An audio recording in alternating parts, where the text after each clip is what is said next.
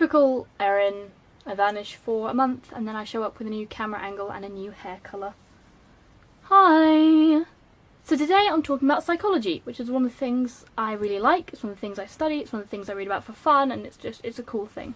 And I'm going to be answering that age-old and timeless question, why do we forget what we're doing when we go into a new room? So quick quiz, who's ever thought, oh, I better go get something from my room, run upstairs and then stood in a room going, why am I here? What am I doing here? Where's my cat? So this phenomena has been observed for a very long time, but there's actually been research done into why and how this happens. The University of Notre Dame did an experiment into whether passing through doorways causes forgetting.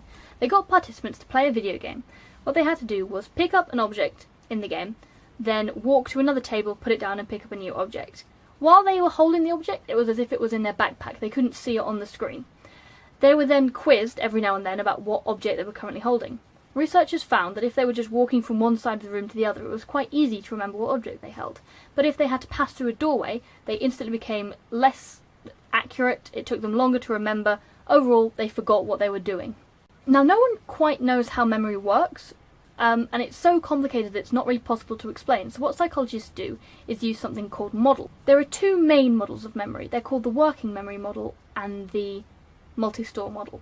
One thing that the WMM and the MSM have in common is the idea of capacity of short-term memory, that there are only a certain number of things that you can hold in your short-term memory, and this is usually about 9. However, your brain has a trick. In order to stop you carrying around lots of unnecessary things, sometimes it'll just wipe them out. It's kind of like a computer save point.